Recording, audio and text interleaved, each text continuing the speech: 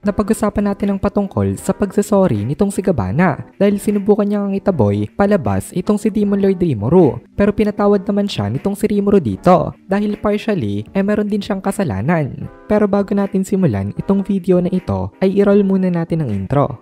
Hello everyone and welcome to my channel, ang inyong source ng Tagalog na Tansura Contents. Sa channel na ito pinag-uusapan natin ang mga nangyayari sa may Tansura universe. So without further ado, let's get into the video.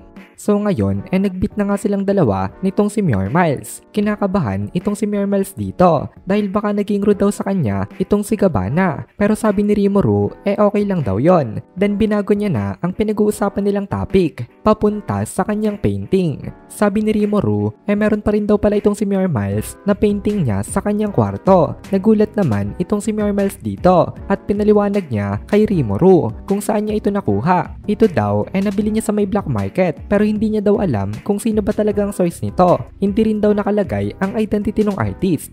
Sabi rin ni Muir Miles meron pa daw siyang isang nakita kung saan slime form naman daw nitong si Lord Rimuru. Mukhang ito daw ay gawa ng isang tao na kilala itong si Lord Rimuru mismo. Pero maging ang intelligence network daw nila hindi rin malaman kung sino ba talaga itong artist nito. Mukhang napakagaling daw nito na artist.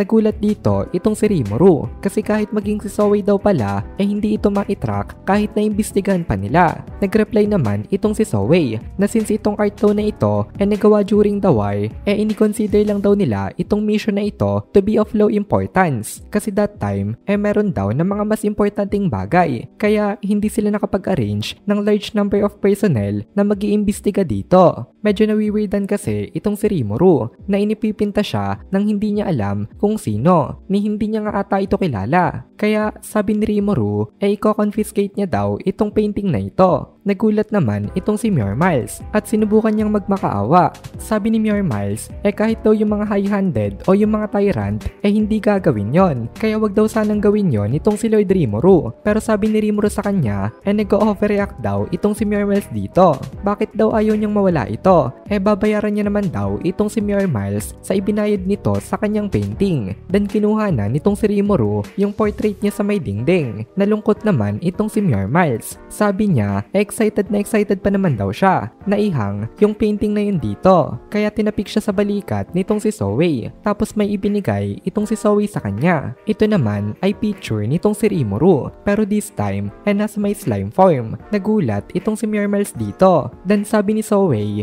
ito na lang daw ang ipalit niya dun sa may human form nitong si Lord Rimuru. Nung nagulat si Muir Miles nagulat rin itong si Rimuru sa kanya. Kasi bakit daw may ganitong klase ng picture itong si Zoe. Kaya sabi ni Zoe na-confiscate niya lang rin daw ito during their investigation.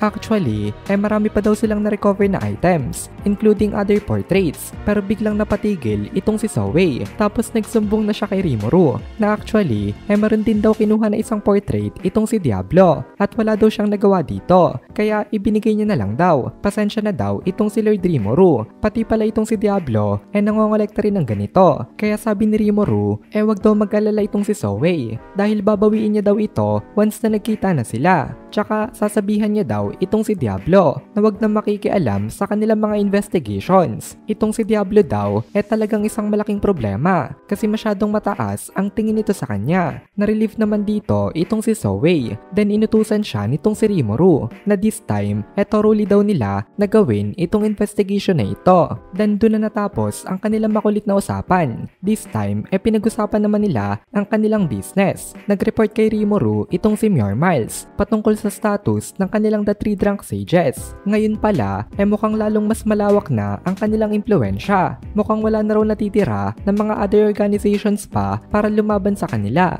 At hindi lang yon, naigay na rin daw nila ang tiwala ng public. Kaya napakaraming nobleman from various countries ang gusto sa kanilang sumali. Nagulat naman dito itong si Rimuru at sinabi niya na talagang napakagaling daw nitong si Muir Miles sa mga ganitong klase ng bagay. Pero sabi ni Mayor Miles, hindi naman daw. Marami din daw kasi siyang katulong. Binanggit din nitong si Mayor Miles, itong si Ferrier dito. Napakagaling daw ng mga skills nito.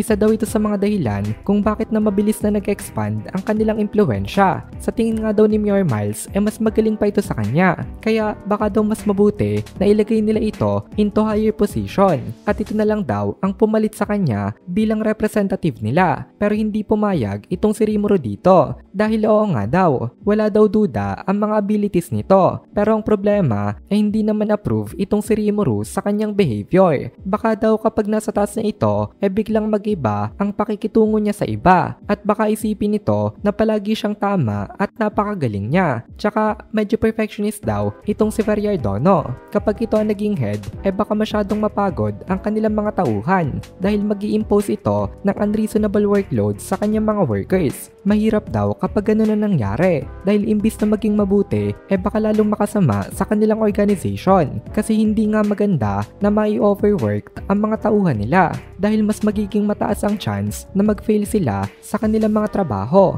at pag nag-fail daw itong mga tauhan na ito mag-fail rin ang buong organization. Ang masama pa daw nun baka sa mga tauhan pa ito isisi kapag hindi nila natapos ang kanilang mabigat na workload. Baka sabihin pa nito na sila ang may kasalanan kung bakit sila naging failure. Ito ang pinagkaiba nilang dalawa nitong si Mayor Miles. Hindi siya ganun ka-perfectionist pero humane niya naman na itrato ang mga under sa kanya at accountable siya. Kahit na failure ito ng isa sa mga under sa kanya iniko-consider niya ito na failure ng kanyang sarili. Kaya itong si Mayor Miles pa rin daw ang ini-assign niya na head ng Four Nations Trade Federation.